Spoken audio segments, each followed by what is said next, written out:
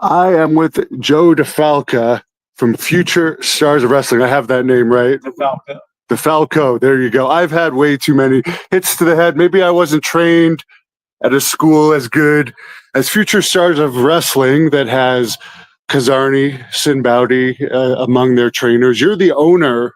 Can you tell us a little bit about how you came to own this place? Yeah, many years ago, there was a guy named Buffalo Jim who had a wrestling promotion in Vegas, and I had a wrestling radio show. That's how I kind of got started into it. And then I got involved with one of the guys that he worked with that left him and started his own company. And I felt watching his shows and watching his things that I think I could do a better job. So in 2009, once they deregulated wrestling, it became a little easier. And I decided to start Future Stars of Wrestling in 2009. We did our first show, and now we've been there 16 years, and each year we seemingly get bigger and bigger. We've trained some WWE stars, Karrion Kross, Solo Sikoa, Rikishi's kid, as well as Zoe Stark, some TNA talent, guys who've worked in New Japan, and plus many guys who came through that were future stars that I booked early on that nobody ever knew, like the LA Knights and the Brian Cages of the world. And we built a really, really good reputation. We got great trainers, and we probably have one of the best schools on the West Coast. Is D'Lo Brown still associated? He was one of the trainers. He was. D'Lo's doing stuff with TNA. He'll bounce in here and there every once in a while. Kenny King, who's been in the business for 25 years, Ring of Honor, TNA. He's one of our main trainers also. Tyler Bateman, who ran the New Japan Dojo beginners class that they had in the United States, as well as TJ Perkins, who wrestles in New Japan a lot. He lives in Vegas. So, every once in a while, he'll come in and run classes. So Vegas has been good about having a lot of wrestlers move here. And every time they do, we try to reach out and get them to teach our younger guys. How is the health of the indie scene around Nevada lately? Because I know in California, AEW has kind of affected the popularity of indie wrestling a little bit by taking so much of the top talent. Has that affected Nevada as much? I don't think so. When it comes to the talent, I'll tell you what, I've done some big shows in Phoenix back in like 2014 and used guys like Ricochet and Rich Swann and Shane Strickland who are killing it now. And back then it was like there was a core of guys, and if you didn't have them, it was tough. But nowadays it's like you could take 30 guys and put them to the side, and you can still find another 30 guys that are really, really talented. I think this is the most talent I've ever seen in my life, doing this, that there's so many great wrestlers out there that, unfortunately, everybody can't see everybody. So, there's a lot of diamonds in the rough, and I'm always good at trying to find some new talent. And there's just so much more out there than I think I've ever seen. Who should we keep our eye out for in there as I'm recording the practice tonight? Who should the fans be looking at a potential? Of course, they all have potential. It all depends on how hard they want to work. But is there anyone in particular that they should be looking at? Oh, yeah, for sure. WWE has this new thing called the ID program. And there's probably about 18 or 19 of the wrestlers. And we're the only school that has two of them, Ice Williams and Jordan Oasis. And the two I'd say to watch out for, we have a kid, Bodie Young Prodigy. He started in our kids class at about 9 years old. By the time he was 14 or 15, he was wrestling. He now works for GCW. He's still only 17 years old. And I think by the time he turns 18, there's a good chance that he might get signed. And on the female side, Brittany Brooks, who is from Phoenix, Arizona. She lives here now. She's just 20. And there was a lot of rumors that she was going to get signed to the ID program, but she tore her ACL last year, and she just came back. So those are definitely two, a 17-year-old and a 20-year-old to look out for in the near future. Do you have anything coming up WrestleMania weekend for fans that might be in the Las Vegas area coming up here? Yeah, we actually have two big shows. We're going to be doing a show, the WWE ID Championship Tournament. So they're going to have a show with GCW, who's also going to be here doing that, and our own Ice Williams. And they're booking some of our talent. Bodie, Brittany Brooks, for example, are both going to be on that show. They're going to be the only two non-WWE ID signed wrestlers. And then on Sunday afternoon at noon before WrestleMania, we're doing a Future Legends women's tournament of all the top women that are 25 and under. So it's like, check out the future stars. You know, we're working with Future Legends. They have an apparel company, and they've been real good dealing with us. And they're making a nice belt for it. And we're going to hopefully take that belt and travel around and be the Future Legend women's champion. Sounds good. I'm a big fan of women's wrestling, so I'll keep an eye out on that. And people, if they want to get in contact with you, they can just search up your website. Yeah, fswvegas.com. You can go find us on Twitter, you know, Future Stars Wrestling, same thing as Facebook, and, you know, hit us up. So, you know, we're always looking for new talent. We're always looking for new students, you know, and, you know, hoping to create the biggest stars and grow the company. Well, it's a very impressive facility. I'm going to take the fans in there now, but keep up the good work. Right, thank you. Thanks for letting us take a peek into your business tonight. All right, see you later. See you, sir. So this is a very professional league. This is one of their upcoming shows. We're going to jump in on the practice now.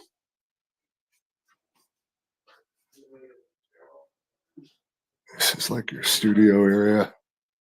Yes, sir. This is where you film the promos, where the magic happens. Pretty much, yeah. All the broadcasts is done out here. Our graphics are done here. Promos, everything. Oh, awesome. Oh, you're the graphics guy. Yeah. That's pretty good. This is old stuff here, but yeah, that's what we're working on right now. So these are your WWE ID talent. Yeah, we're doing the show here and then doing another show over at the Palms. Oh, that's cool. So do you physically tape the promos in here for all the talent? Yep. Either in here or in the ring or on site. Nice. This is great for an indie company. The quality. Are you one of the WWE ID talent yet? Sure, not yet. Not yet. Stars incoming. What's your wrestling name? Keep your eyes out for Jeaux, Joe, the Action Braxton, the star of the 2000s, the power to the building, and the very future of maybe not just the WWE ID, but the future of the WWE altogether. Very good. And for anyone that doesn't know, one of the worst parts about being a pro wrestler is tying up the boots. Lacing the boots up. You ever have those dreams where you're getting called and your boots aren't getting laced up in time? A lot of wrestlers say that. Yeah, it's a famous wrestler dream. A famous wrestler nightmare. Yeah. Very good. WWE ID or FSW ID Championship Tournament. So I guess these guys do they get enough money to like live off of these ID paydays, or do they still have to work normal jobs and it's just more of a sponsorship? I have no idea, to be honest with you. Yeah. I know that it's a independent contract, you know, but I'm not really sure the full details on it. Other than they can still wrestle wherever they want. Yeah, and they're prospects of the WWE, and it's really on to them and how they're being booked and how far they go up the totem pole, I should say. Is your relationship with AEW pretty good too? I think the relationship with just about every promotion is pretty good. Just about everyone here comes here if they need to ring or need to train or they need to go over a match, or our doors are always open. We have a very good relationship with everybody. So That's awesome. There you go, fans. Little glimpse into the behind the scenes. It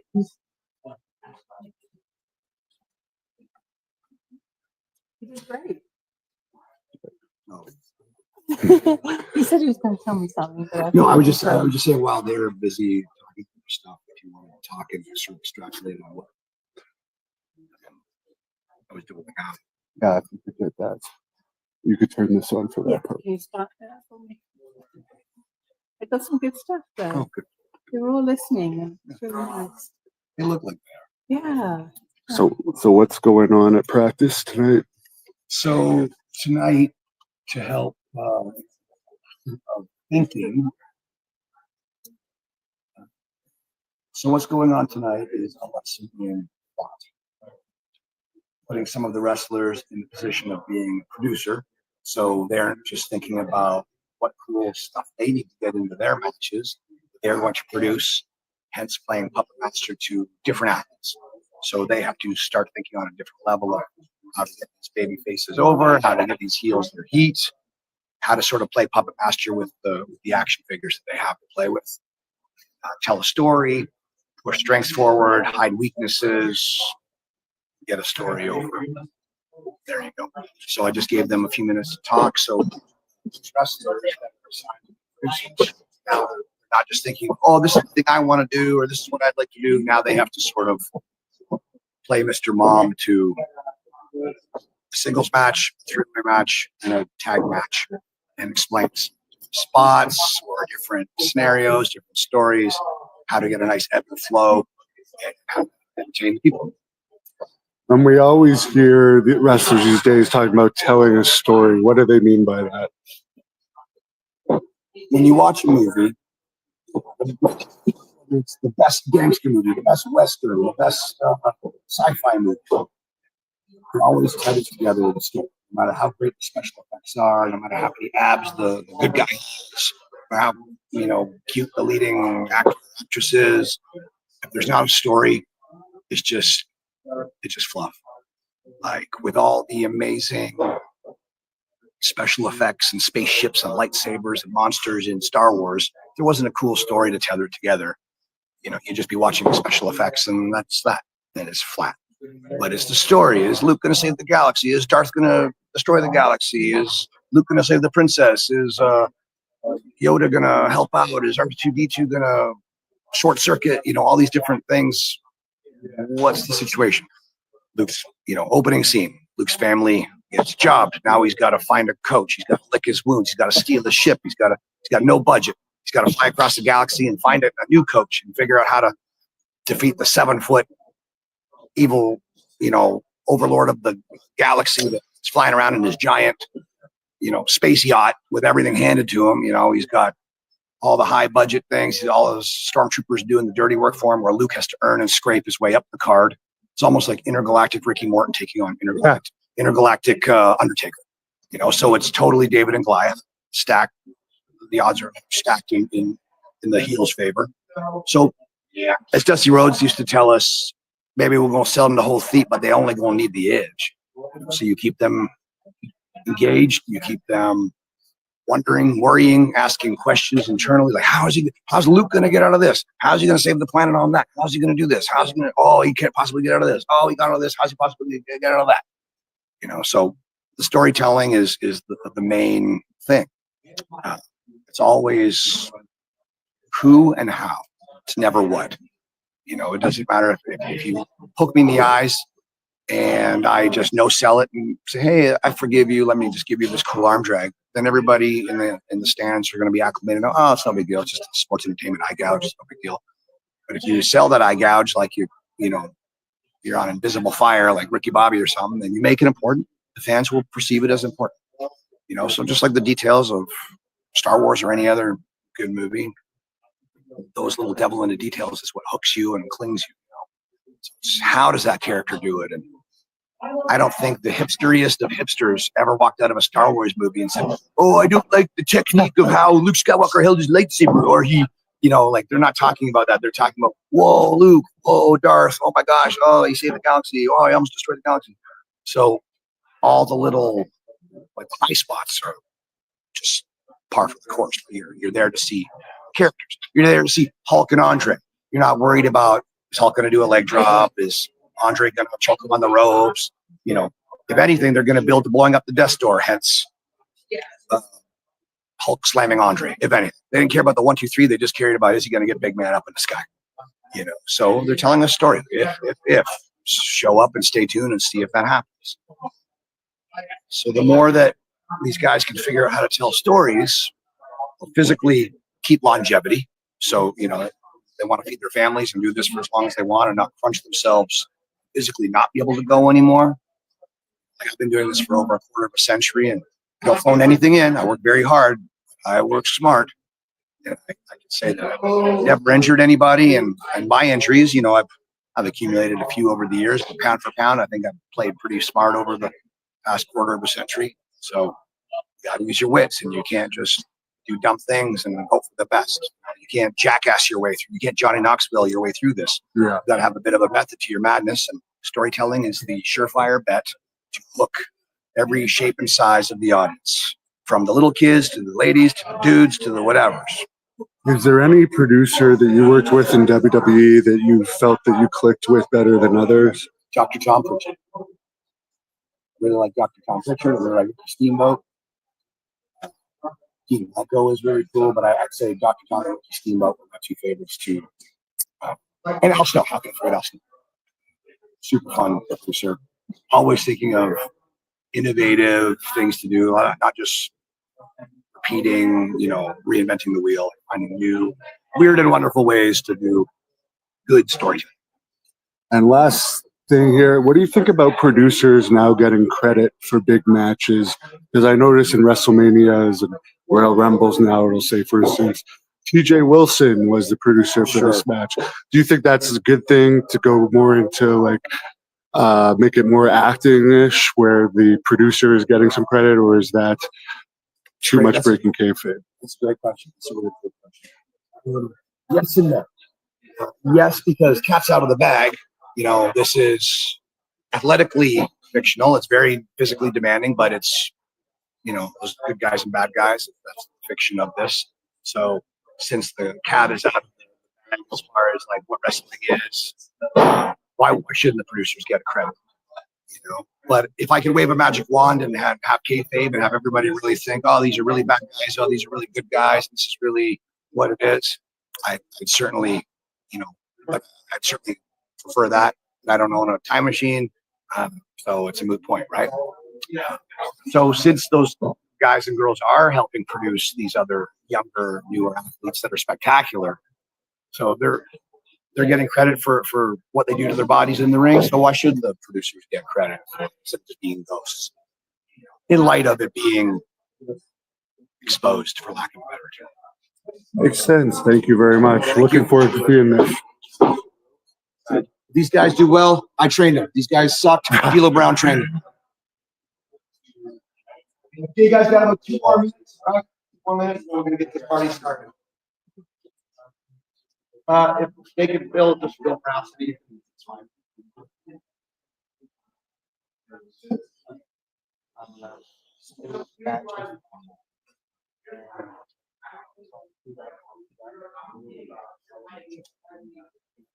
We'll save this one for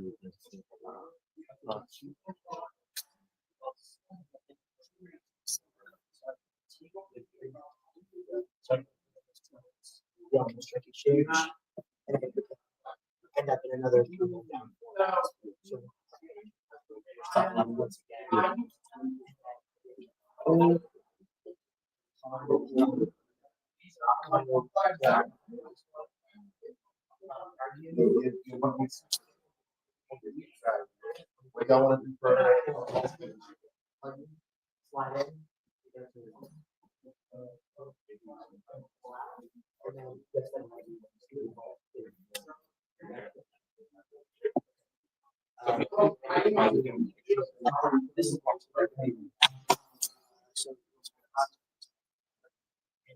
So some of the wrestlers are practicing being producers, producing matches. They learn a bit of everything at this school. So the guy in the Navy shirt here is directing this group on what's going to happen in their tag team match in this case. And then I guess we'll leave it up to the people watching to say which match ends up being better. whoever's They definitely have some talent with some decent looks.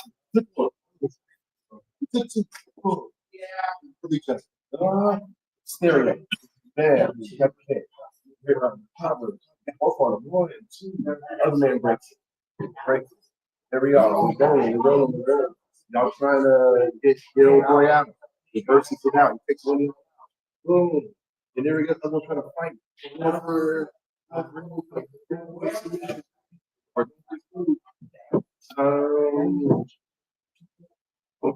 Push on.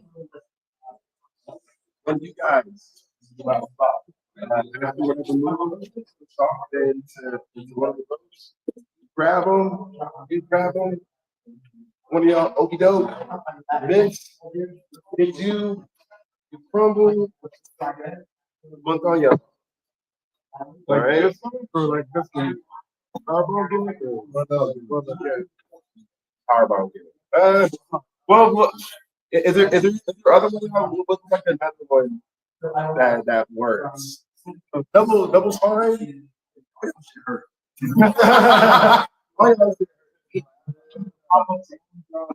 Pop up Samoa, y'all not Samoa. Pop up Mexican. Okay. Double spine.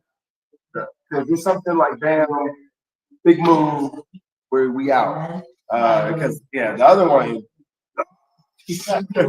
Eric's hurt. So so I'm thinking a good. Let's take a look under the ring. I always like to see. Everyone always thinks there's a spring. Some rings have them.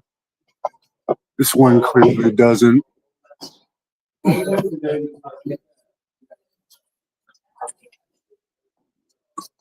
can take a look at the padding.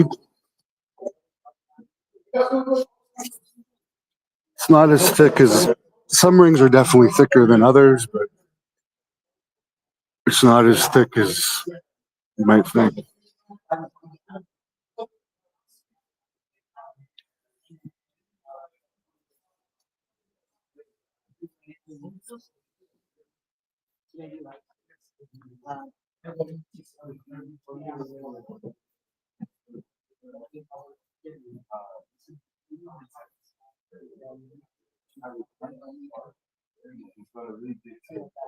How that shift change happens. Maybe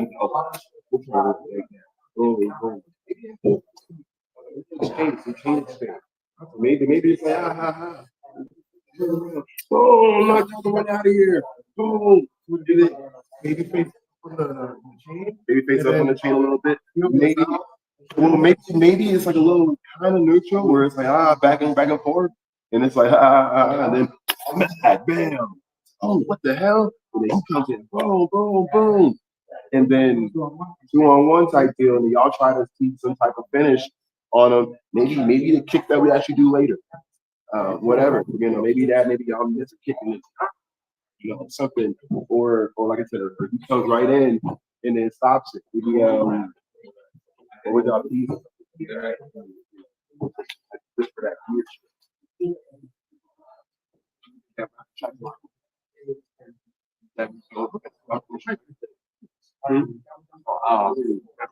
I have an idea. If I'm one something where I'm holding a Julio rolling the corner that settles, called me for a super kick. They move out the way. Back into a little fall shot.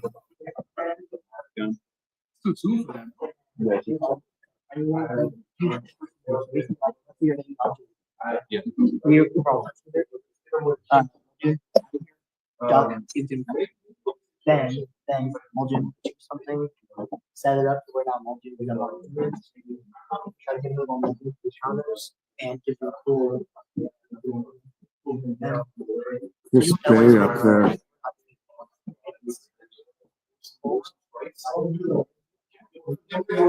It's the wrestler that recently broke his neck. Lacey Ryan. I interviewed her before she went to the WWE. I guess this is their wall of fame. Eli Drake aka LA Knight, Killer Cross, Karrion Cross. Really nice guy.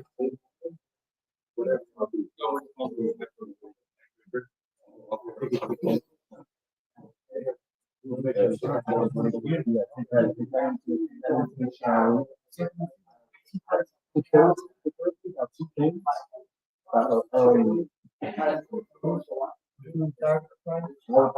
probably do another one. You want to final between to have them split, and then right into another.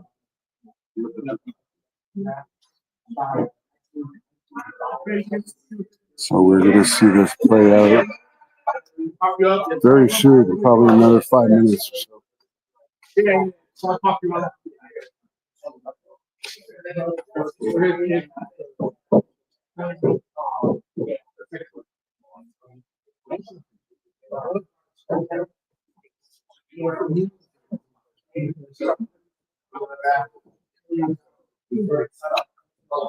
Take a look at the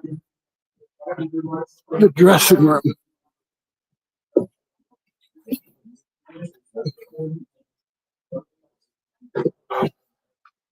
Behind the scenes.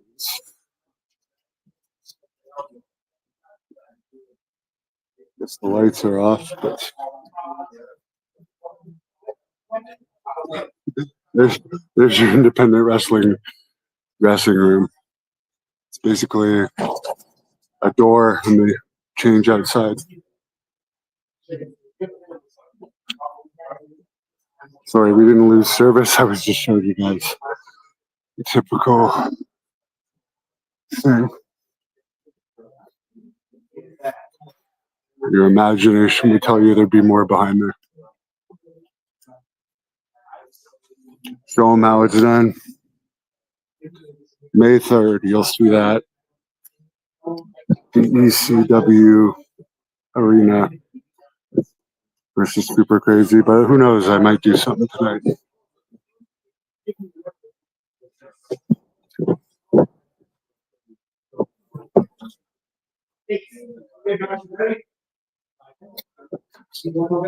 That's when I'll show them. They're going to get started in about a minute here.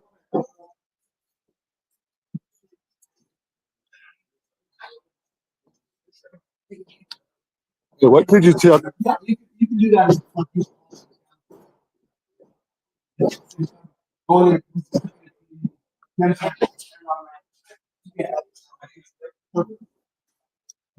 want to tell them going into commercial break, 30 seconds, 10 seconds, like that, and then let them know, especially coming out of the point, coming in and coming out of the break. And if you want to tell them, it's not it's stone, but it's they you could perfect. That way, there's no disconnect with people changing the channel. If it's too much, I'll just watch. Whatever. I noticed there's no spring under this ring. What is the biggest misconception people might think about a ring? A lot of people think assume this is a trampoline, and that's complete shit. Wrestling rings are steel framed, steel beams, crosshatched with wooden planks. This ring has 18-foot 12x2s. I love when fans come over and they go, "Holy crap, that's not a trampoline." I just smile. On me, I know. Yeah. If it was a trampoline, guys would be boinging out into the audience by accident. They would get hurt. Like some those backyard rings that aren't properly made. Yeah. They boing around too much, and when the recoil of the rings on some of those kind of rings, they'll kick back and they'll fall guys' knees, hips, knock teeth out just from the boing. Right. These ropes, are they rope? Is this a rope? These are steel cables. I prefer, my favorite is, so this is an 18-foot steel cables. Yeah. I prefer WWE size. I prefer 20-foot ring, ropes. steel cables. These days, more rings than not have the steel cables. Certainly work on them, but I'd rather my personal case is the ropes. That's the bigger rings. I like the indie rings, 16 foot. This is 18 foot. But, you have to sort of, you have to kind of know the engine of the race car you're driving. Like realize sometimes along the steel ropes there will be frays. Those frays can touch you like an X-Acto knife. Getting it on your skin is bad enough. That's no big, not the end of the world. But what if you poke your eye in? I always walk in ropes, have to make sure there's no frays on the steel cables.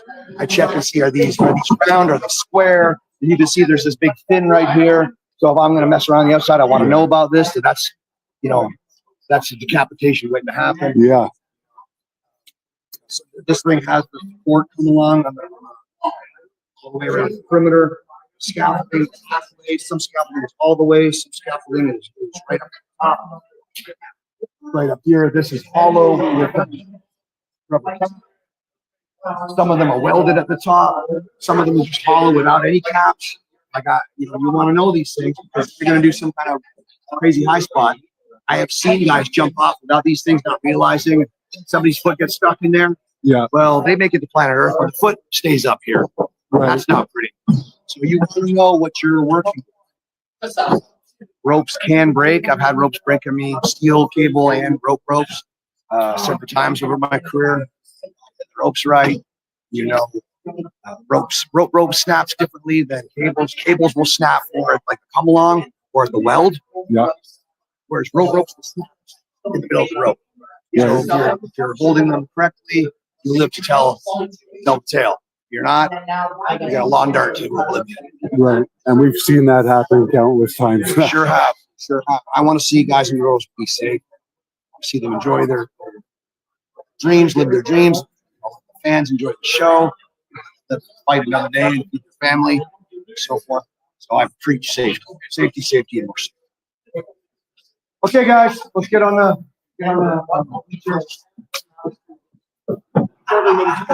Let's go.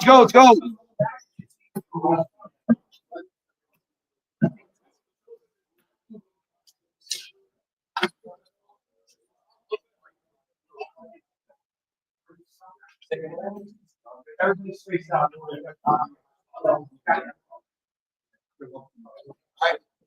Yeah. All right. Anyone singles match today, please?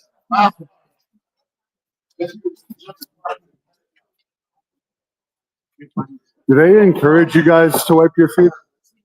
Yeah. How much do you weigh in that these days? 300 pounds, 6 feet, 6'4". What's your wrestling name? Godfrey. We're gonna talk about it real quick. Guys, listen up.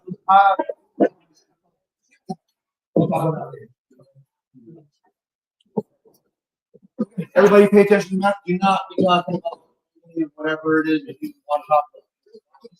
Be careful and be fans. Give the guys and girls and whoever in the ring the respect they deserve. All right.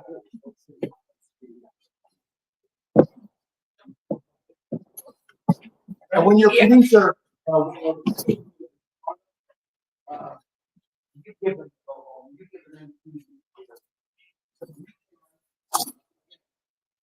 if you're watching this on the monitor, that referee has to, like the deal. So you can just call out. Say, hey, 2 minutes to go home, snap, blah, or whatever, 30 seconds, commercial break, whatever it is that you're conveying, you're Triple H and you're telling,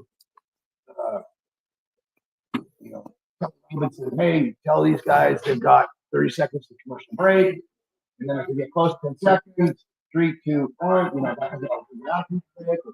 minute away from go home, you're overtime, out of there, you can tell them that because the ref needs to know, and I mean here where this is basically a flight simulator to really flying a plane. So if we're in school, you can try this, make all your mistakes, so that way you don't make those mistakes.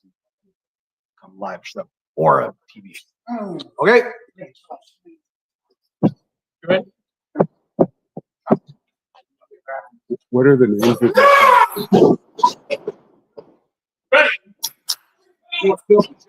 And this is the man.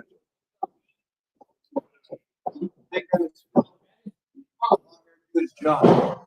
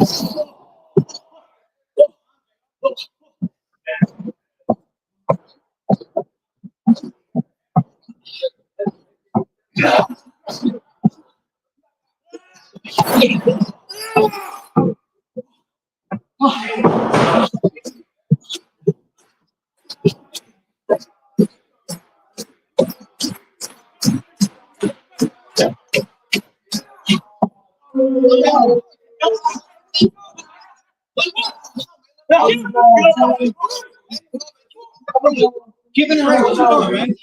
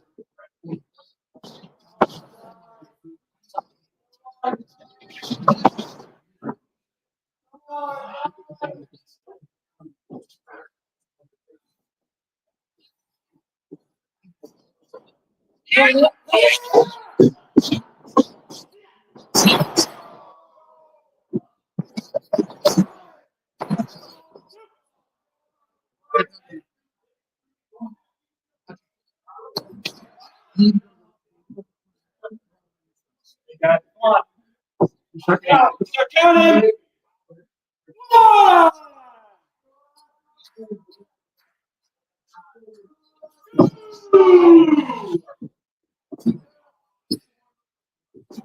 Three.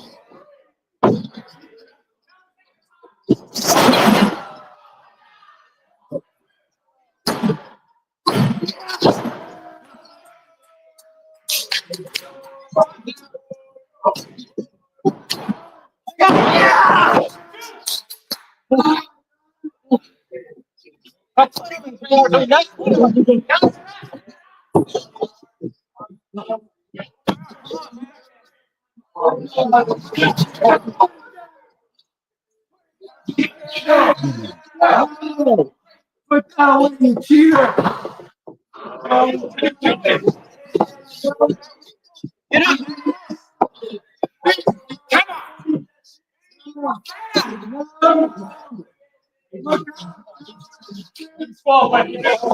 Get up.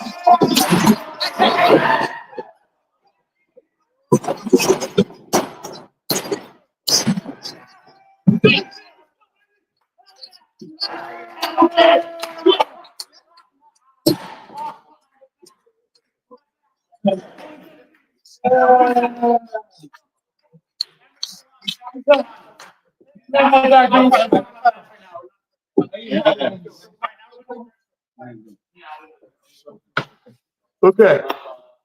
All right. Good effort on everybody. Y'all worked very hard. Mondo's producer, did they hit what you wanted them to hit? Did they execute what you wanted them to execute? Big chunk of it they got, but there was unfortunately details that were missed that could have helped it flow better, I guess. Like, we had 2 more minutes left at the end. So did they go 2 minutes short? Okay, so now the rest of the card has 2 minutes extra. That was your 2 minutes. You guys busting your asses to follow your dreams. Listen to the referees go home. You get to maximize that time that promoter was kind enough to give to you. Okay? Certainly don't want to go long, but you don't want to go light either. Because go light, you're robbing yourself of you time to be selfish. And if you go long, you're going to piss off people in the main event because the way 2 hour or 3 hour, whatever show is, 1 hour show, whatever, the main event, all the time comes off the main event because that's the last thing on the show. So if this guy goes a minute long, that guy goes 3 minutes long, this guy goes 5 minutes long. Next thing you know, the main event goes from 22 to 6, heads will roll. Okay, those guys are not going to put up with that, like, and you'll be out of a job. So learn how to tell time, learn how to listen to your two-legged black and white striped watch in there. That's what he is. He's your time clock. Okay. What else you got for me, Mondo? I forgot about the commercials thing, so that's my fault. I wish we would have talked about commercials and putting a rest hold on in the back because Sim was telling me about commercial stuff, and I kind of made me remember. So I tried to yell it, but I should have given Iggy that one was coming up as opposed to let's go to commercial right now. So we need to fire the producer, not the talent. And then we still remember, but Remember when Phil slams you, once he tells you to stay specifically, I want you to Wanted start to the rope double a lot, that. because he had to give you a lot of time. I didn't want him to continue because he's a lot bigger than Why? you. Because the shit's on his moveset. If he slams you, people see slam, they don't know how much it hurts. They see a big man slamming a smaller man. So they're like, oh shit, that could have been finished. If you saw the ropes, now he has to come and have to do something else. You know what I mean? So that's what I was kind of looking Yeah. for, and there's a lot of things to eat. Yeah, it was. So the whole thing, if you guys are like equal size, and even if you're about the same height or whatever, you play much faster. Phil plays much bigger. That's just the illusion of this.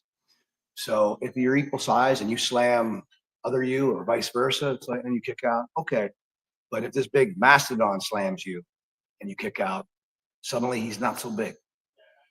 So you guys have to be aware of what you're working with, not just two wrestlers, but is this guy faster, smaller, stronger, this, that, or the other, whatever it is. He's crazy, he's sane, he's this, he's that, all the details that accumulate to, as far as mechanically, there's a couple little miscues and stuff, but that's okay. That's just reps.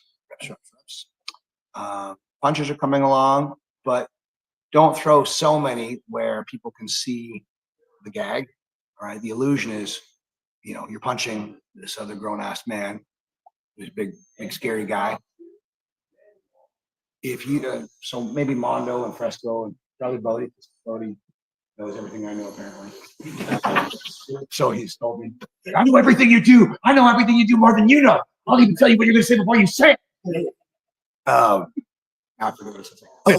So I was going to give the analogy of the card trick or the coin trick. Would you like to be me and jump in on that? Do you know what to say? Okay. Analogy of the country. Yeah. What is my analogy since you know everything that I know? We're gonna say don't hold it up out. Yes, but that's not that's not the spot. He doesn't know everything. So if you are on the mark end of a card trick or a coin trick, okay, you're the customer. The greatest card trick, the greatest coin trick in the world can fool you. But if you see the same card trick over and over, not different card tricks, the same card trick over and over, whether it's David Copperfield or whoever, eventually you're going to go, oh, he's got an ace up his sleeve over here, or with the coin trick, oh, he's got a magnet over here, he's got this, he's got that, and you get exposed. So simply, card trick, do a coin trick, do a different card trick, do another different card trick, do another different coin trick. So if you just keep on going back to this, one of those punches will fly. But as soon as you go like this, you go, oh, I see what he's doing. He's just kind of boinging off his own thumb. He's not even touching that guy's head or whatever. So just switch up your card tricks and your coin tricks. So pop the guy, chop the guy, hit the guy, forearm the guy, flip with the guy, headbutt the guy. Maybe go back to a punch, something. Just switch up the card tricks and the coin tricks so no mark ever gets a bead on your magic. All right? So, one thing. Yes, please. And thank you for covering up his hiccups, because I did see John kind of pick up a few things or miss certain things that we needed to do, and I saw you cover it up. Of course. No, so it's like I said, like hit me 3 times with the rope, take my big boot, and I think I should have said take big boot, not big boot, and that was my fuck up. Watch my. Yeah, that was my fuck Don't up. just say big boot. And bigger than mine. It's like, oh, 9 years, and then when I got there, I was like, oh, both of us. Oh, right. And you can any which way you can cover it up because there's no copy of the script. You walk in, if they buy a program, it's going to tell maybe who's wrestling who at best. It's not going to be like within this match you're going to see, tackle drop down, big boot. They're not. They don't. It doesn't work like that. So if you call something and it goes awry, or you call it weirdly and it goes awry, or for whatever reason if it goes awry, cover it up without going, oh, what are we doing? So if you guys double kick each other because the call was wrong or you heard it wrong or whatever, you being the bigger guy, fall into your character and be like, oh, why are you so, and then put him right back, which you basically did. Just do it like him kicking you almost woke you up. Like, you son of a bitch. Nobody makes me bleed my own blood, like eat the kick, like you both eat the kick. He should eat it. He should be worse off for it than you are. And then you get that big old caveman boot inside his face. And there you go. Mechanically, just thinking there was a couple little things. Just be a little more sure-footed. Be a little more deliberate. When you guys grab onto each other, just come here. if you guys go like this to each other, that looks indecisive. You can grab nothing and just look like you mean it. I can just go, have nothing.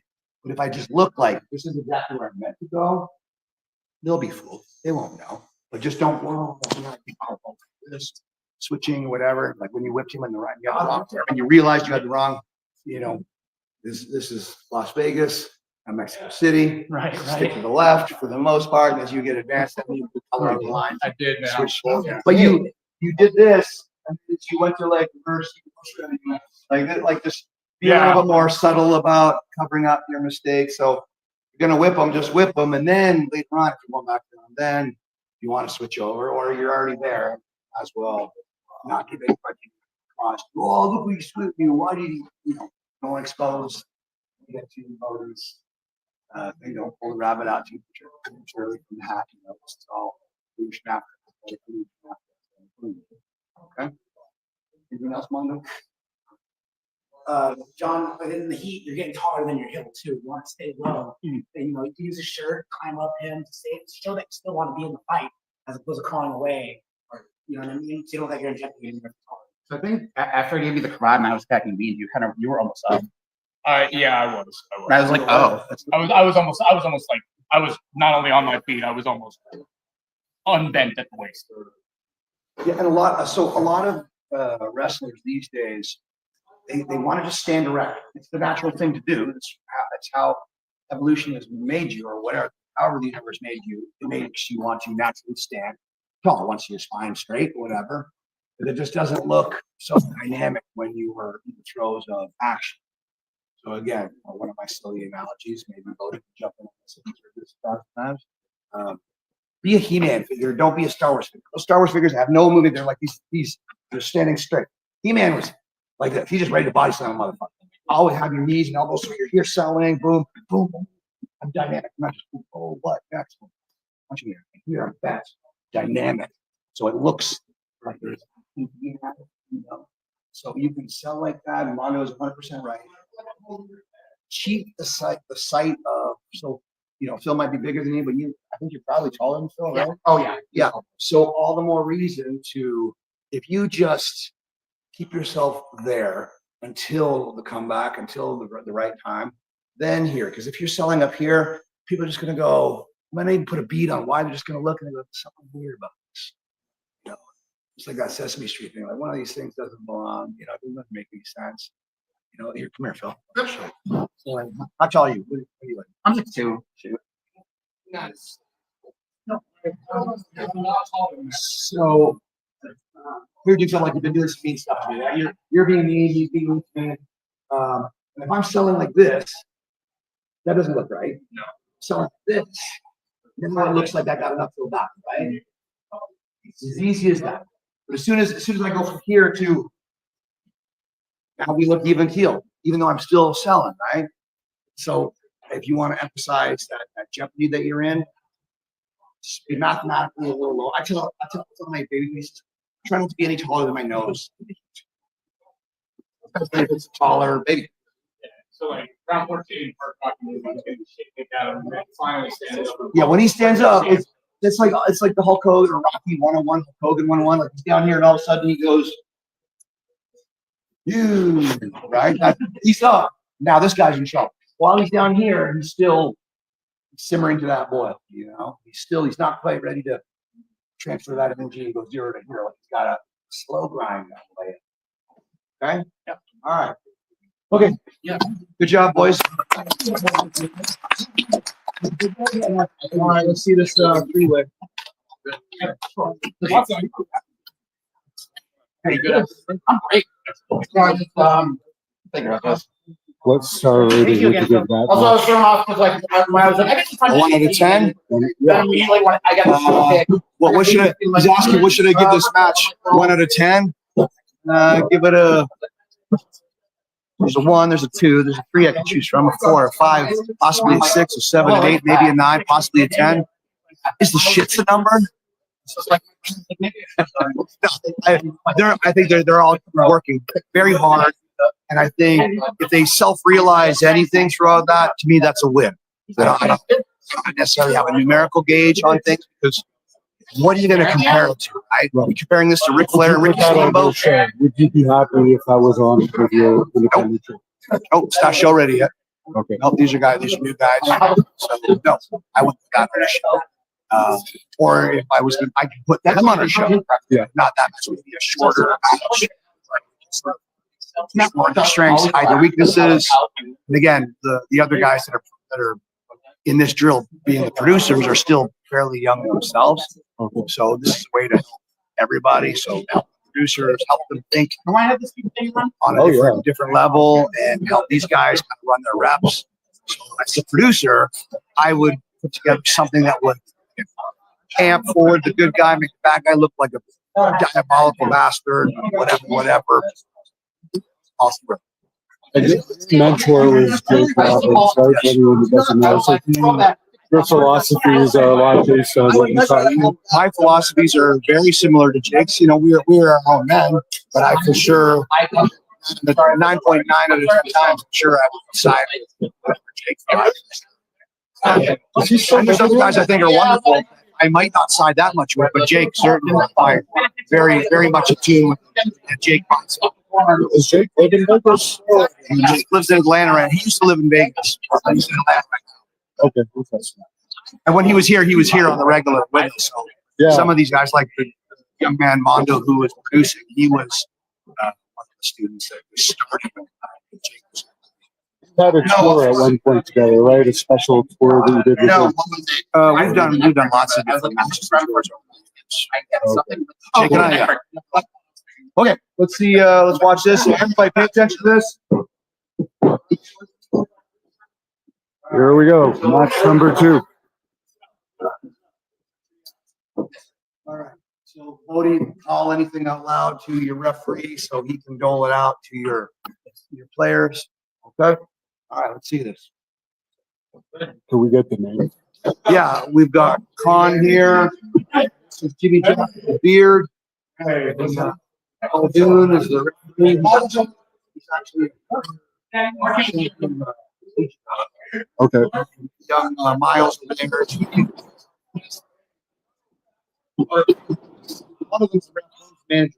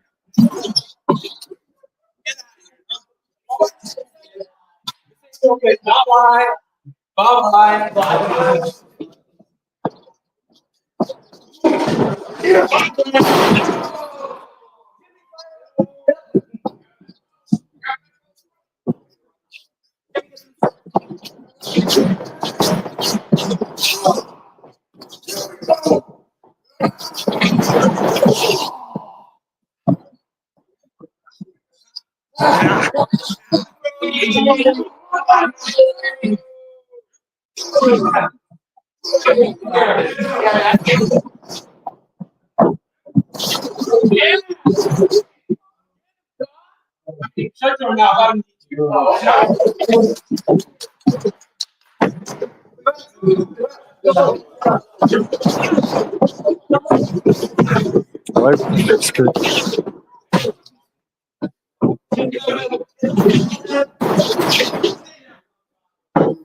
is that? Seems like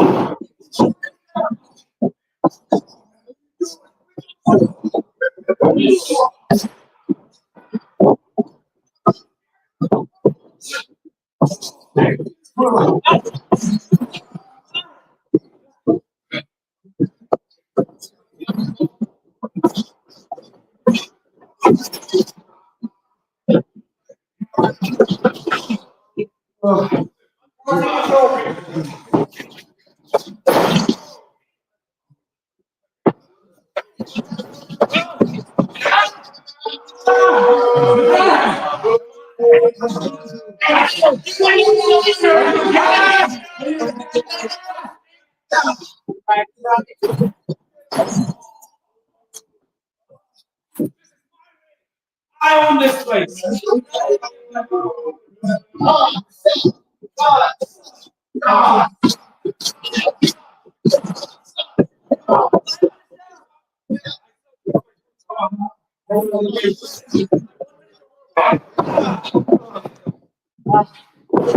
One minute before that, you Jim just called it.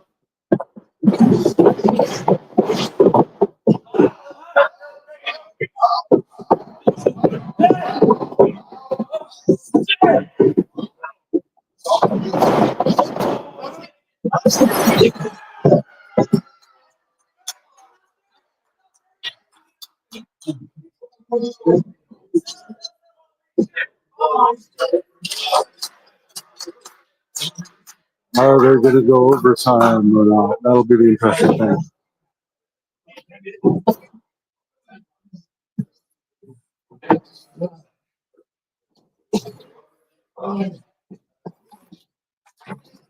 Sit down, Jimmy.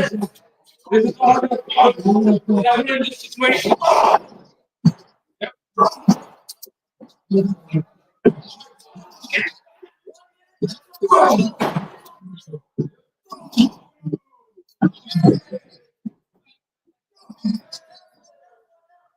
Come on.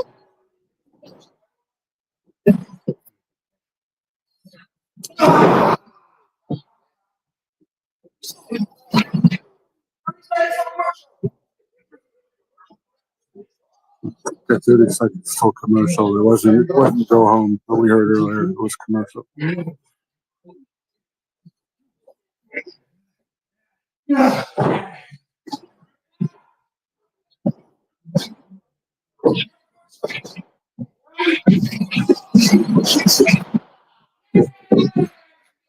There's a commercial spot. We're in commercial. Action goes on. Yes.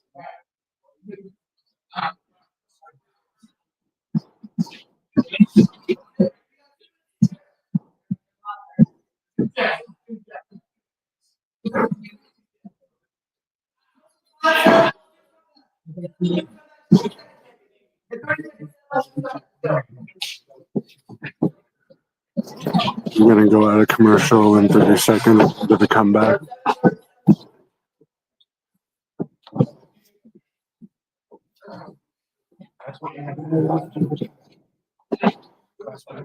Aaron Stevens. He looks kind of like Aaron Stevens.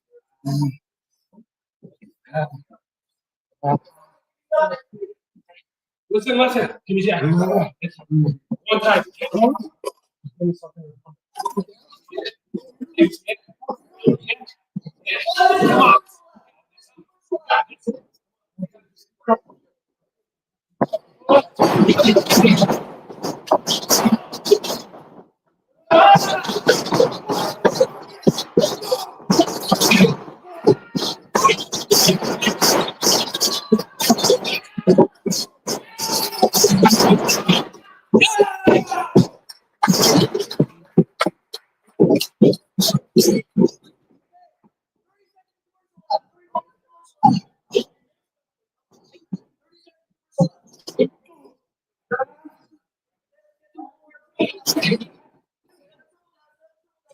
So we're going to another commercial in about 15 seconds.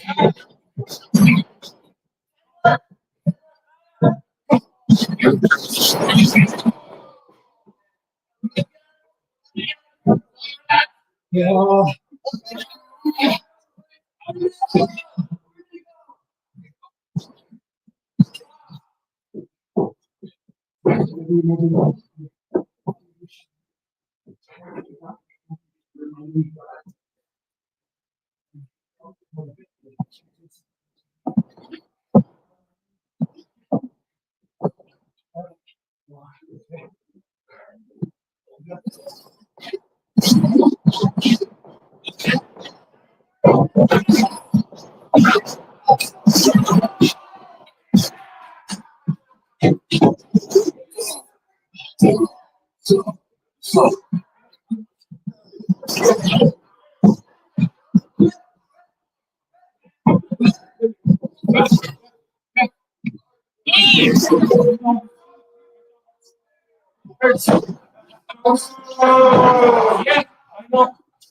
He looks like Jimmy Slicker Jr. a bit. Deuce from Deuce and Hannibal.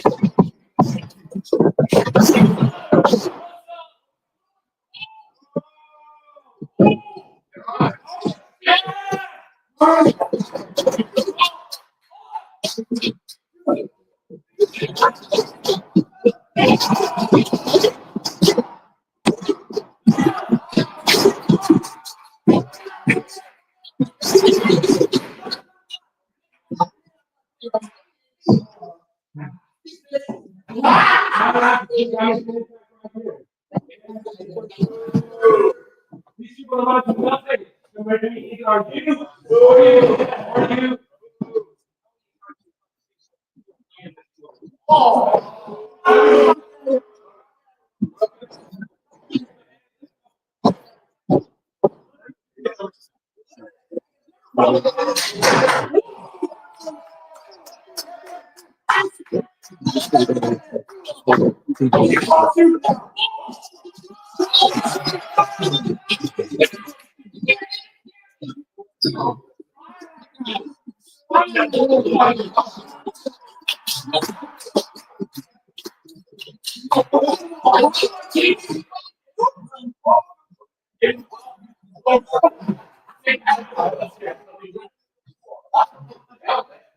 Yeah. All right. Fired, bro. All right, Bodie. You guys want to get me fucking fired? So, So what, during the course of this, you're probably like saying stuff like behind me. fuck you guys. Fuck. I'm like, you sound like a producer in Gorilla. That's what they sound like. It's this fucking all you. I'm fucking shoot all this stuff. Bodie, tell them what you got. Okay. With the promo, we went 11:15. We had 12. You guys ended it at 10:30. So that's why we had a minute 30 to spare. So that's why I would have been open to Con promo or Jimmy fire back up Jimmy promo maybe. But the thing is, we have 12 minutes, and that's a lot of time, especially for three guys. So we had so much more time to kill, and I think we had the bullet points. We had the A's, the B's, the C's, the D's, right? But we were trying to go from A to B. We didn't have A1, A2, A3. You know what I mean? So we're just trying to time jump. You know what I mean? And we have time to let things set. And we had a few points that we wanted to hit, like Muldoon's back, because we could kill 30 seconds with Muldoon trying to pick up Jimmy and Muldoon hurting his back, and that gets your arrival. You know what I mean? But we're skipping these things, so we're trying to cut into spots where we're not welcome yet. You know what I mean? Where Muldoon and Jimmy were at the end, and then you pulled out the ref. There was no reason to pull them out just yet. We called for it later on, but that just wasn't your time. You know what I mean? Because we skipped a key detail with Muldoon getting something in, you getting something in, Jimmy getting his moment right there. You know what I mean?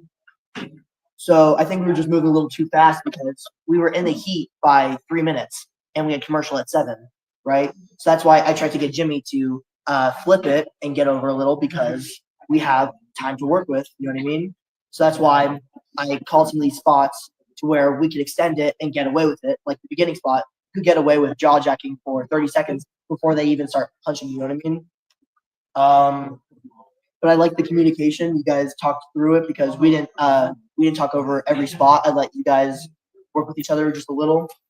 Con, I appreciate the strikes. I thank you for taking the advice and putting a little more pepper on it because I didn't want you to like smack them. I liked the opening spot. The crowd liked the opening spot. Once again, we could have elongated that, but it was a good opening spot. Maybe since the crowd was feeling it, we could have gave him more to enjoy. You know what I mean? We could have capitalized off of the chomp because he could sell the chomp for maybe 15 seconds while you're setting him up for this ping pong that we're about to do. And yeah, that's why we called certain things that I wanted us to get our moments. So we didn't get Muldoon's moment of him finally hitting something. We got the drop kick, which we had him do in the shot. You know what I mean? I was thinking something bigger, and that causes to get a jump. You know what I mean? So I think it's just cause and effect that we need to worry about. Like, why is so-and-so stepping in? Why are we setting up this next? So I'm cool with it. Thank you guys. Thank you, Josh, for listening to me. I know I was getting a little, I was feeling a bit, but good feelings because I wanted this to be good. It just means your passion. Yes, and I think we hit most of our bullets. Thank you. Watch out for some of those little mechanical things. You guys are going to go with. I'm saying this, don't give those arms. You don't want to volunteer those arms. Maybe break those. Don't be like, oh, whip me off. They're just like saying, hey, bro, punch me in the face. You know, like, no, let them hoof you, grab an arm. You know, so you want to be cooperative, just don't look like you're being cooperative. There's a few little mechanical things like that. Bodie, what was there? More. At the very beginning, when you guys ping-ponged him and set him up for the tough, you gave him your hand. It's like you want to get him from. You know what I mean? And you didn't like there was no like you didn't put a support on them. Like you can use them to pivot over. And guys, like you guys can adjust that. Like there's no one size fits all. Like you have to tailor. Like give a guy this hip toss this tall, this tall, this tall, this tall, this big, this skinny, this fat, whatever he is or she is. You gotta adjust. Okay. It's not just like, oh, they're not hooking me here. Oh well, no, you gotta find it. Okay. Same thing with the cause and effect. Just reasons for what we're doing. You know what I mean? I don't know why you're throwing your rotating back and setting up the. It's kind of like you can turn the back. Like, I don't know why you're throwing 2 pump knees and a double kiss. You know what I mean? And the one knee missed by a mile, which I'm fine with because those knees make me nervous. It's real life. That's the lobotomized. That is the human sledgehammer right there. There's really nothing on the human body that's going to hit another human body like this. When I see guys even on TV doing it, I just cringe every time because a quarter inch in the wrong direction, that's a little so that heel kick, that punch, setting it to the hospital, that's an injury. So really gotta watch what these are. And the second one did not buckle, like he put it right in my Jim Jackson. Just above his or below his sternum.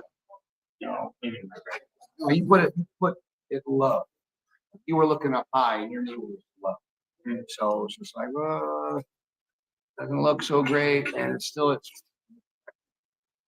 break open that big dude. Like, he's bigger than you. Like that knee to his sternum, it's gonna destroy it. Not just hitting any human in the head with a knee, racking the dude in the ribs, chest, whatever. That's punctured lung. That's something waiting to happen. Something bad. You guys gotta, to his point, a cause and effect, and knowing why, knowing the fire you are metaphorically playing with. Again, like telling a guy today at a lunch meeting, there's someone say at every seminar, and I think he has probably heard it at nauseum. Fresco and Mondo probably heard it at nauseum. There's no warranty, no spare parts, no trade-ins on these meat suits your ghosts are driving. All right. So if you get hurt, you can't go to Walmart and get a new knee or a new jaw or a new brain or a new spine.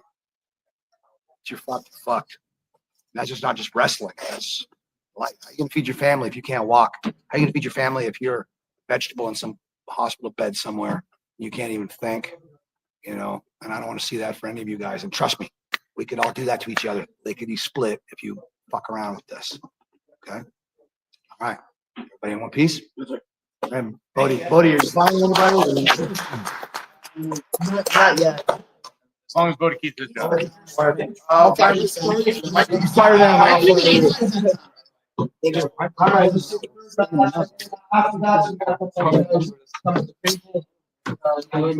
So we'll let another producer. Okay, so there might be a couple more. So let's pick that one.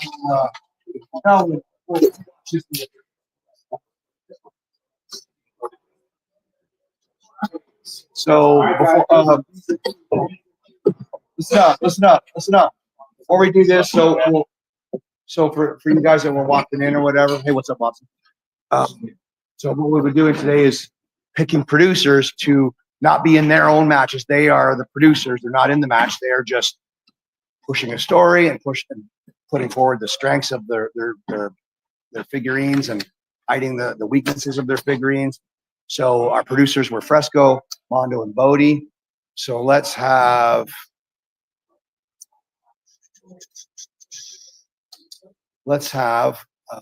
Braxton produce tag match with Mondo and Bodie versus Watson and Fresco. So you are the producer. So you give them the story, Triple H gave you, and now you're on the floor with these guys saying, oh, let's get these heels some heat, let's get these babies over, let's whatever the story is. So fictionally paint a story like whatever came down in the office, this is what Triple H wants, this is what Tony Khan wants, this is what Billy Corgan wants, so forth. Put whoever you want up, give them a commercial break, give them whatever curveballs, like, hey, we got a minute to kill in this commercial break. So, if heels are up going into the commercial break, be up and down all you want, but have heels up going out of the commercial break just to keep continuity in case people have flipping channels to come back and also come back. And babies are up going out and they're down coming in. The casual fan might go, oh, I missed too much. I don't know where we are. I'll go watch and they're gone. So plan it however you want to plan it, but buck stops with you. You are deciding, you're vetoing, you're adding, you're letting these guys contribute as much or as little as you want. You are producer. All right. 12. And you can chop it up into segments. You can chop it up with a commercial break. You can curveball them any way you want to do. And while they're in the ring, you can talk to your referee. You tell them, hey, 20 seconds to commercial break. Hey, you're in commercial break. 20 seconds till live. Oh, now you're back live. Give them a minute, go home, 2 minute, go home, whatever it is. Call spots. Hey, put more heat, grab a hold, do this, do that. Make a tag, tease a tag, tighten up that heat, tighten up that hold, do this, do this. You can bark at them. And really, like, even though they can obviously hear you, but what that simulates is you're in gorilla telling the referee, tell these fucking clowns to do this, tell these fucking clowns to do that. Okay? We'll watch this, and then we'll give you 10 minutes to talk about it. All right? Actually, just to overlap, we need Fresco to Fresco agent. So yeah, so we'll watch this, everybody. We'll all pay attention to these guys. We'll give you 5-10 minutes to talk about it, and then We'll all watch. Okay. All right, boys, here we go.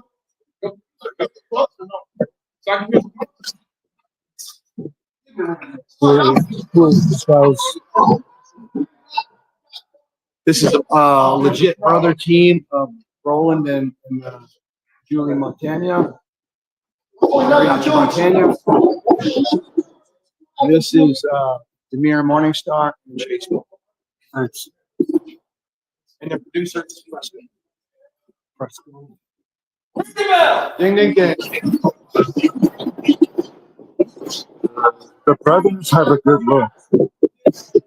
The brothers stand out.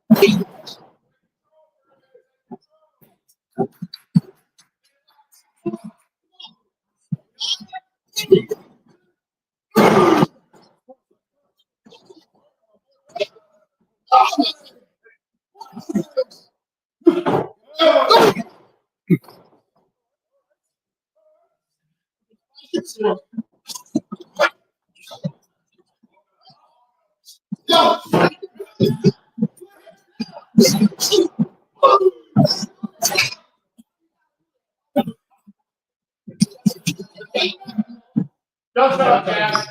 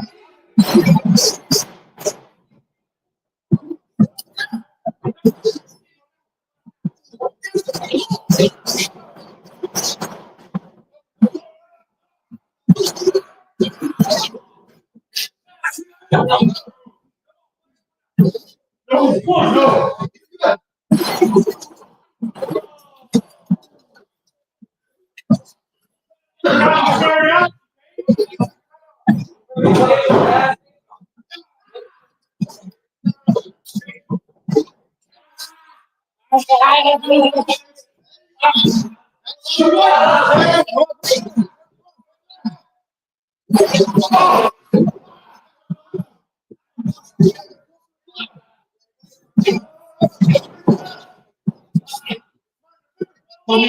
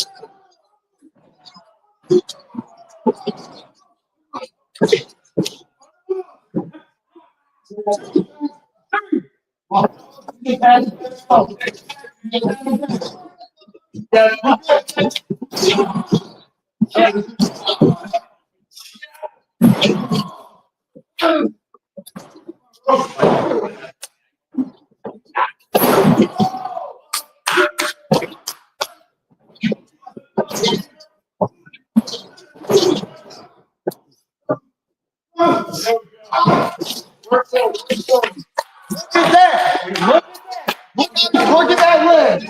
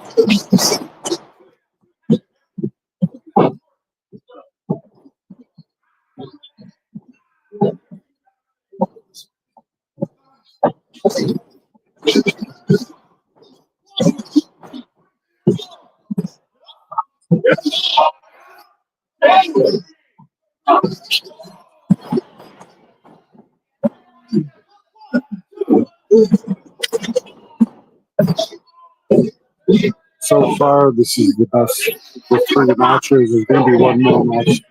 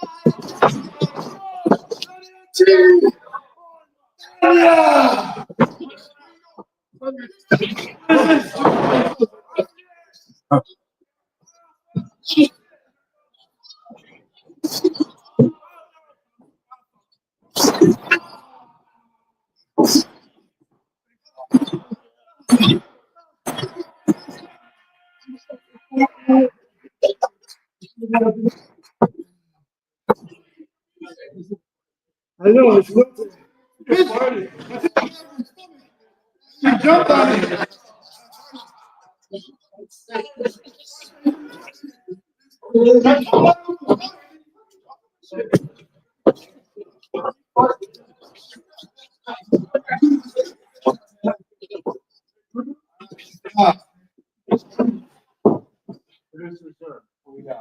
All right, so we did have a curveball here. We did have to go home 3 minutes early. So we actually weren't that bad on time, about 12:41. So we were good on time. In the beginning, we totally flipped what the heat was supposed to be. Second heat was supposed to be with the leg. First one was just regular. So we flipped. So I wanted y'all to have that challenge. So, okay, if you're going to do it, understand that on the next guy, I'm going to go for the leg left. That was in the spot. So I didn't see any of that. But also, we did have to go home. So I kind of helped you to kind of move forward. Control. Jameer, earlier when we had the lock-in, we could have did some more of that. Y'all went crazy fast in the beginning doing some stuff, which is fine, but I needed to hit this stuff down a little bit. The show where it's like, okay, little back and forth, then surprise. Boom, pop him. Boom, he's in there. Go for the move. Here he comes. Block the suplex. We're in motion. We're getting into that bigger shot. So just take your time with that, because I know that Rush wanted to get in there, because we were doing that about 16 seconds into the match, when we could have turned that into about 45. 45 to about a minute 30. I was looking at it before we started getting rocking and rolling. So just play with that more on the front end. We adjusted a bit on the cutoffs, which I'm okay with. Just let's not when we have the ref, let's not hold it for too long. So let's not kill the integrity of it by having it there for 15 seconds. So get to the spot. If it's there, the spot's one. Don't go to the next thing. What you talking about at the beginning and the corner? Beginning in the corner, later on for the cut, and there's another distraction one you guys had up there for a little bit. Y'all call the audible for doing the pull from the apron. That was a little dangerous just because that wasn't called, and the BB seen it, and then whatever. Fuck the match. I told him. Okay. I was like, grab my leg. So just that kind of deal. So not gonna be careful on that. Make sure we're on the same page. We're gonna do a manager spot that wasn't called. Yeah. So with that, I did like you selling for the second comeback row. Just that from the leg because it didn't work hard on your leg for that first go around. Also the adjustment too, a lot of adjustments using the other finish. We had a different finish plan. So to get that from there is cool. Going from cutting off 3 minutes. So not bad. Just with those things like that, let them just breathe a bit. That would probably been a little easier transition between that. Chase, when you're in there for it, stay in control. And also, I think if you would, you probably would have knew, I don't got to that leg spot. Yeah, because it started with you in there, the leg spot. So I just want to see more consistency with that. But overall, I think we executed decently. We just, we called it in like 10 minutes. So, but like still, instinctually, a lot of things are supposed to be used in this kind of match. So not bad, but definitely we could have been tight on some things, even with it being called kind of on the fly. That's all I got. The manager spots, it's not right or wrong, but it's righter for lack of grammar, more mileage. If your team is here, this is your neck of the woods, that's your neck of the woods. That's their neck of the woods, that side of the deal. Okay. So for you to run all the way around, that's a long way to travel to go get something, And then it just makes the babyface look goofy where like you run all the way, he can't see you coming a mile away. You still grab his foot, you still do this. And if you guys take too long behind the ref's back, like he said earlier, I think you do what you call switching the heat. And switching the heat, when they make the ref, hey, you fucking idiot ref, turn around. When people are madder at the ref than the heels, it's hard to come back from that. That's a pivotal mistake. So you don't want the referee to have the most heat in the match. That's shits. All right. So you want to get in and out, short and sweet. Yeah, rob the bank when no cops show up. No bank robber ever told the cop to catch him red-handed. Well, I'm at 5. I'm only at 3. I'm only at 4. Don't let the fucking cops see you robbing the fucking bank. Period. So if you guys are gonna hold up one of Montana's over here, the manager's kind of down the edge of that post, looking like he's coming in getting caught on purpose because you guys are doing business over on this side of town. It's the misdirect. That's the shell game, just stuff like that. You got to think about that stuff. And again, like my mom would say, like when I was a kid, like little teeny bopper coming in from a party, like, oh, it's going to be a little bit late. Don't come in the house late at night like a herd of elephants. Be quiet. Sneak back in the house. Be quiet. So if you can hear stomp behind the referee's back, and the referee's just going, you get out of the ring while all this bullshit is happening behind his back. Again, he looks like a dummy, or the people are going to get mad at him. They're going to get mad at him for being crooked or stupid. Either way, bless you. All right, down. You live? I'm living. Good. Sign a waiver, right? Good. Maybe. Right. So you know what I mean? So that way it just doesn't seem like if I'm looking at him, we're having a standoff, and I heard a fucking anvil drop behind me, I wouldn't just know. So I'd be like, what was that? And then still not. But if you're just like, pretend I didn't hear that giant thud, it's kind of weird. And when you guys are running up on each other and you can see each other a mile away, especially the baby faces getting got like that, you can make the heels look like assholes. Don't make the babies look like assholes. there was some spot, I don't remember what exactly it was, but there was some spot where Lefty got took on something because he was Shakespeareing and still got clipped. If you're hot dogging and you get clipped as babyface, it's like, well, you're asking for it. It's kind of a heel move.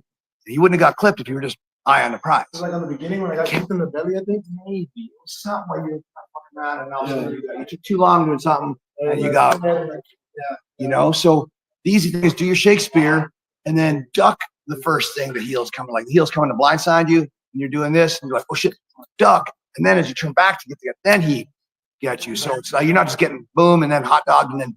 What should I constantly like right before that? Because like Put we call it like the duck and then the thing, and I started emoting, and I forgot to call like something next. You know, opening up another locker. So maybe I first just want to slow down. That way you can not get tripped up in those calls. And again, when you're running around, manager, just when you're running all over Hell's Hot Baker and they can see you coming a mile away, they kind of look dumb and it looks awkward or whatever. Stick in your neck of the woods, take your opportunities. And two, if you kind of orbit in that area, then all four of the players and the ref can see where you're at, so they can know, oh, Jazz is over here. So if the heels feed over there and take the ref, Jazz can do something over here with this babyface, or vice versa. If you're over here, and then Demir or Chase can take the referee that way, and then you can do something with that babyface. So it's just seeing where every player on the field is. Again, this like an open face watch. Like this gear moves, that gear moves, this gear moves, that gear. Like all y'all are all working parts in the same deal. Okay. All right. 6 moves. Not too damn. Not too damn bad.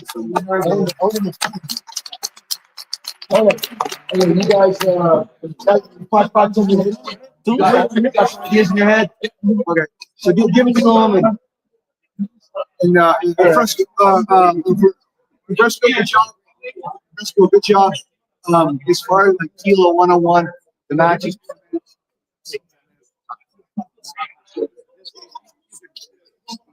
You know, that's pretty well.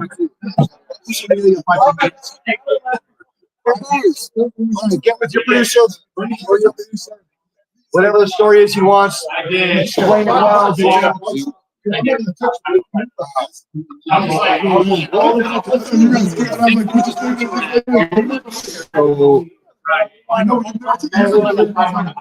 Always learning. Everybody's learning. Learn this, make this mistake, learn off of that. Make a new mistake, learn off of that. Constantly, battle of knowledge is uphill. When do we learn on our wins, right? We learn when we do something goofy, do something stupid. Then and that's the building blocks of life.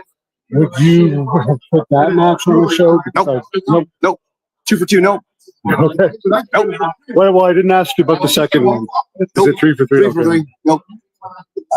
And again, it just shows that I've had more than one student. I might call stuff from out in the exterior, and the good guys are listening, the bad guys are listening. I might call as the heel, as the third person, and then they'll say, "Coach, can I call?" I said, "Absolutely." And then because they're doing what they're doing pretty good when I'm calling it, Yeah. but when they start going in there, they realize, oh, well, there's so much more, so much more depths than what's under just that first choppy water, So they go, oh, I didn't realize it was so. I think between reps, knowing the hows and the whys of the story, in my kitchen, I might have ketchup over here and some sugar over there and some Cheerios and some pickles and some ice cream, just because I have all that stuff in my refrigerator or my freezer or my cabinet. Doesn't need to put pickle with the ice cream or the ketchup with the cereal, which means I have those things at my disposal, but only certain things need to go with certain things. Otherwise, got the ice cream now, we don't even have to think about the pickles. Right. I heard this quote a long time ago, made me laugh. Knowledge is knowing tomato is a fruit. Wisdom is knowing not to put it in a fruit salad. So we'll see what these kids do. I'm going to return some coffee. I'll be right back. Just one quick question about these two boys. They, to me, they have a good look and they're pretty solid. And they're legit brothers. Are you training them? Yeah. Okay. Yeah, everybody here. So I share the students with several other coaches. Me and Kenny King predominantly coach here. Chris Bay coaches. TJP coaches, all sorts of other guys. There's some local coaches as well that help out. And then, then always like a D'Lo Brown pops in or a Jake the Snake. We have plenty of seminars. Our last seminar last week was Ace Austin, great young man, athletic, talented, space tag partner. So we have lots of seminars. We have Gabe Spolsky coming in, WrestleMania week. We have all sorts of stuff going on. So these guys get to learn from a steady amount of coaches plus guest coaches. Very good. Well, let you get your coffee. Thanks. Thank you.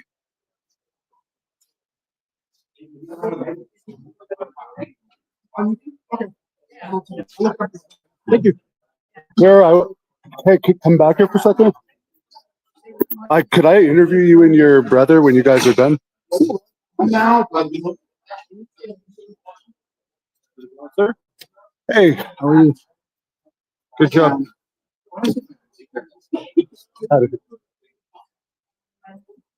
Yeah. I'm sorry, where? The HANNIBAL TV. Okay. On YouTube.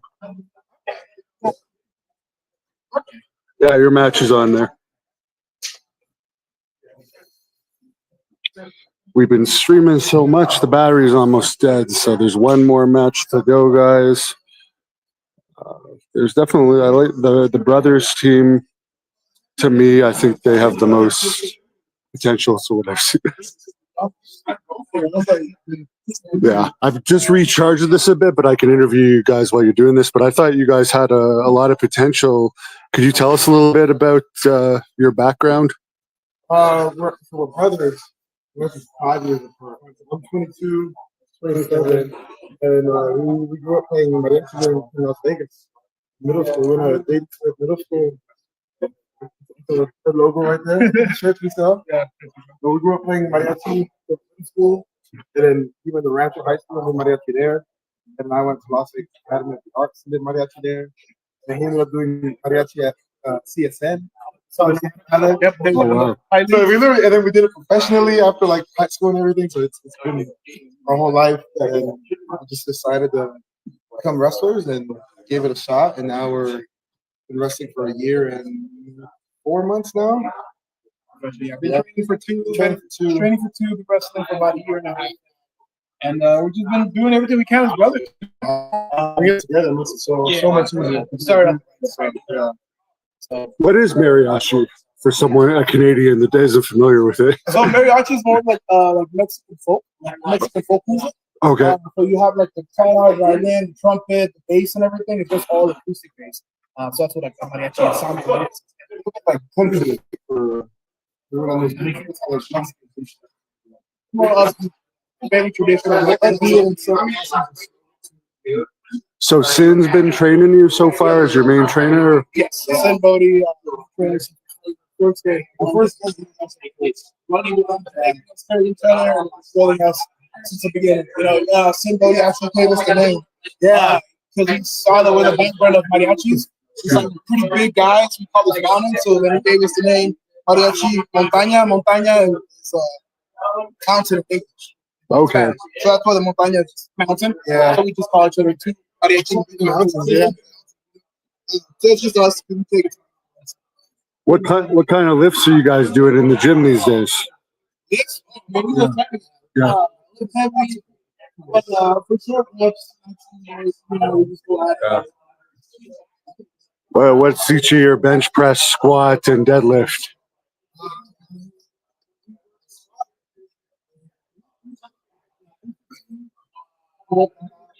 bench, I'm not the strongest.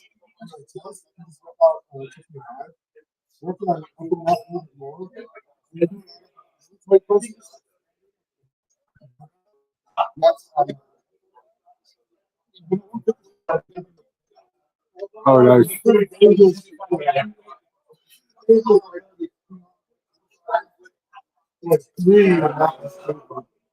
What about your 225 bench? What was it for football when you had to do it for your combines? Oh, you never played any sports? Oh, wow. Yeah. Yeah.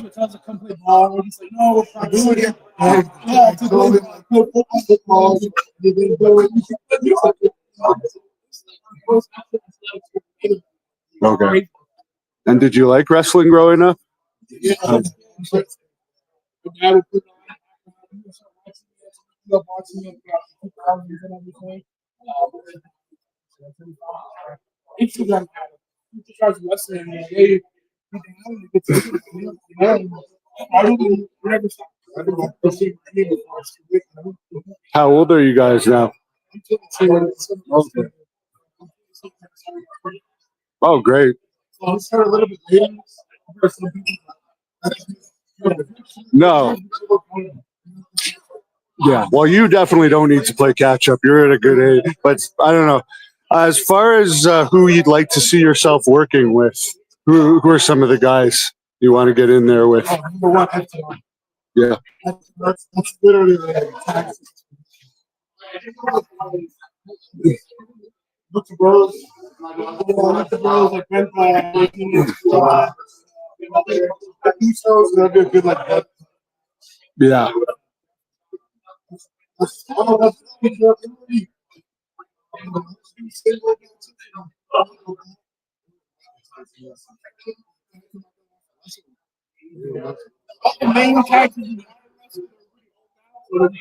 Yeah. Name a couple of those. Okay, nice. Yeah, Midnight Express. Do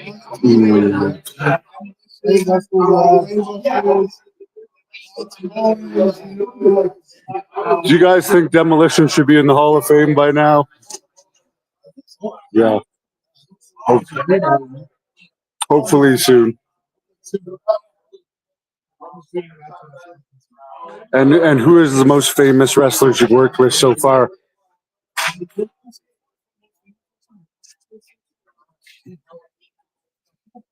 Any big matches on the Indies yet?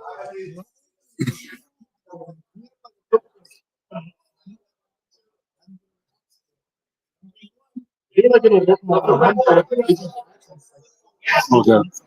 There was one like Right.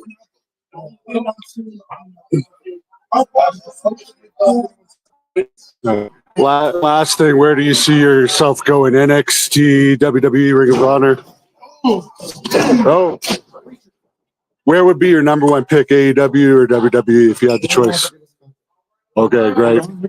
Best of luck. Good job.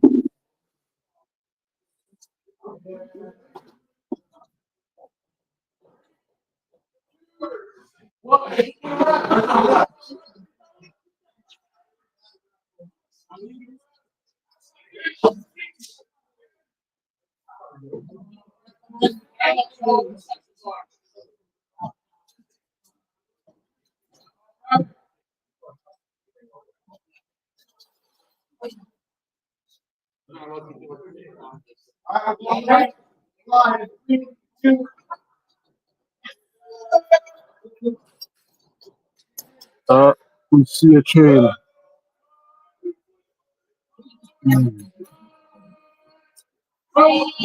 They're saying the team on the right here are ones to watch, so it should be interesting.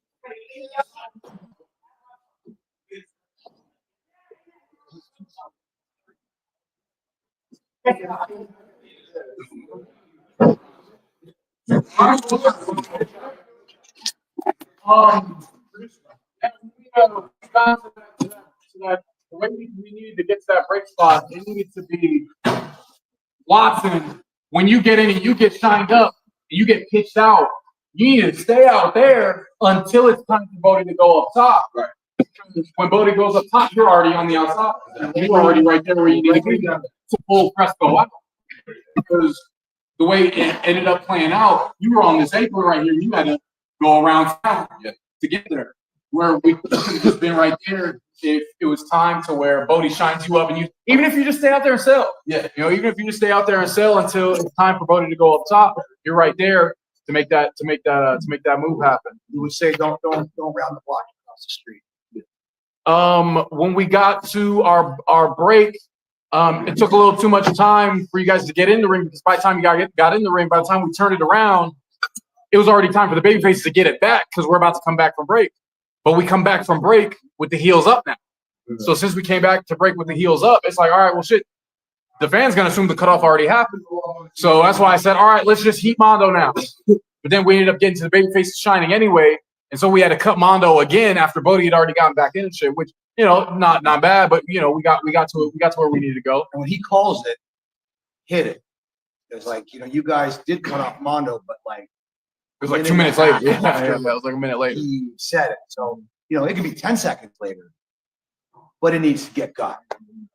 So we needed to cut off Mondo a little sooner than we got to it, but we ended up getting to it. From there, I think everything was pretty damn smooth. You guys, I called the fucking hot tag because I knew you guys' hot tag was actually for him. Yeah. So I called the hot tag for Bodie so that we could get Bodie in there and then cut Bodie off, so then we could get you guys back on track for his hot tag that was supposed to happen at the back end. So I thought that audible that you guys did, the curve ball worked out pretty good. And then we get to the fucking hot tag. Great hot tag for both of you guys. But that on the fly hot tag was actually really good too. But really good hot tag for Mondo. House of Fire. Into our waterfall, which I think was good. I think we could have gotten to that whole back end a little smoother, where it could have been being the waterfall ends. Being for Bodie, it could just be as simple as freaking, you could just drag him to the buckle and then just climb up right there. But when he's yelling for you to cut him off, I think Bodie was picking up Fresco or something. You're kind of waiting to see, like, get him exactly. Like, don't wait for that engraved invitation. Like, I'll tell him, cut me off. If I'm in that buckle feeding around, you're gonna come flying at me. I know you're doing it, so I'll look like I'm not looking. Yeah. I'm looking. Yeah. So just like, Bodie, here I come. Watch the boot, or watch this, whatever. So you got Fresco up, so I'm gonna take that boot. I'm Fresco down nice, and I'm gonna say whatever. And you don't got to be like, it was kind of that pregnant pause reads way longer than it feels. Like, we all know the cutoff should be coming. Yeah. And you can talk. Like, you don't have to be like. You don't have to be in his ear. You can be this far away. I tell you. You just tell Bodie, watch the boot. He's got Fresco up in the air, so you know it. He knows it. He certainly knows it. He's the one that's feet up. So you could just tell Bodie, hey, watch the boot. So Bodie's gonna go, okay, how am I gonna get Fresco down nice? Done.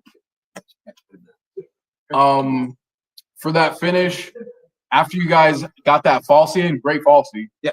I think maybe if you guys wanted to do what you guys ended up doing, which is cool, you guys both going up top and going for a double splash. Maybe you guys just pitch Watson out. You know what I mean? Or up and freaking, whip him to the ropes. He hangs on. You guys both double line him out. Juan was kind of waiting up there, like kind of waiting to get choked or something. Yeah, So it yeah. seemed- Because you guys were both on the aprons, so it was almost like a reset. It was like, all right. So if it was something to where freaking, you guys pitch Watson out, and then you guys both decide together, all right, should we both go up top? Yeah, let's both go up top. Boom, and you guys both go up. Watson freaking gets you being, and then you're like, oh shoot, I guess I have to jump now, and you jump now. Fresco moves out the way. That's a little smoother way to get to. But I thought the fucking roll through into the corner into the eye rake was very cool. Awesome. That was awesome. I thought that was pretty fucking cool. Into the finish. Would that make sense if I were to do that in that though? You know what I mean? You could, yeah, you could. It was just it was a little too much time to decide where we were gonna go.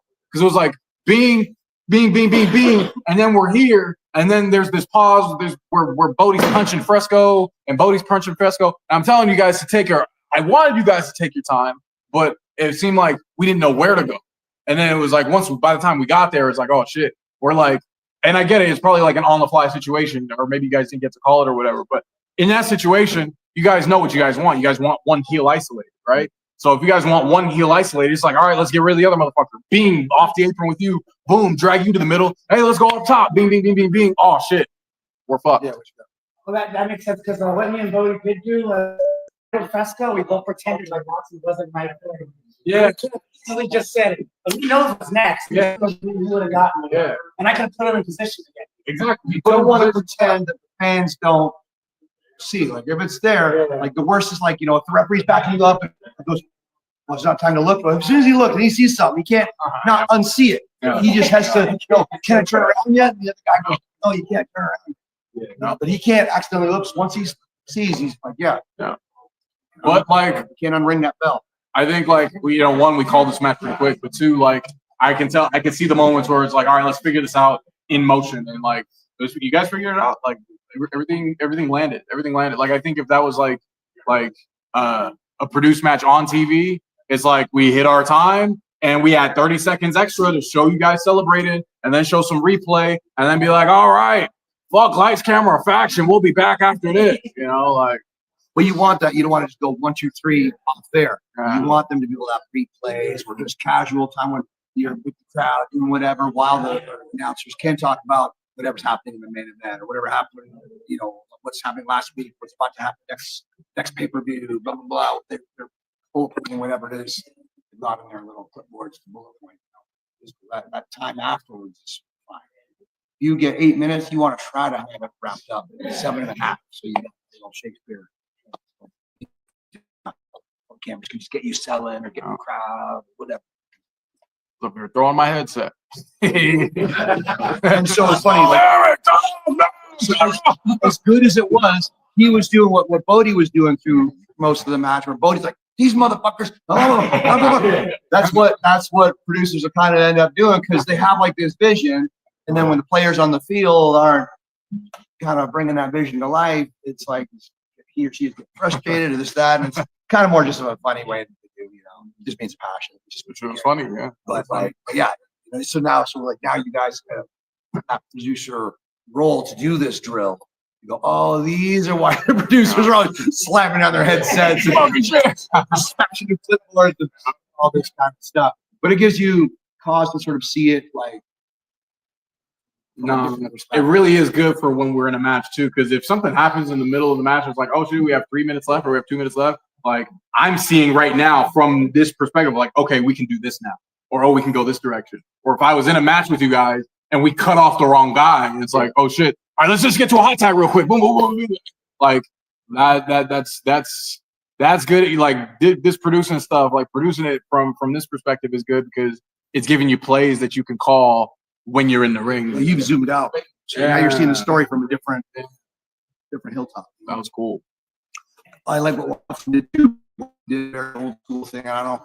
You guys called it on the fly. If you called it in the back, but when Fresco was feeding Bodie and Bodie hit him with an arm drag and a drop kick, and then Watson came in and he ate a arm drag and a drop kick. So easy, little old school thumbs, especially if you're on a fly feed. Take the same thing.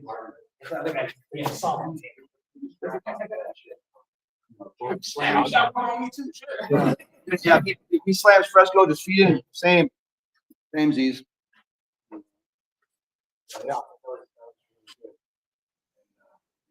Oh yeah, boy.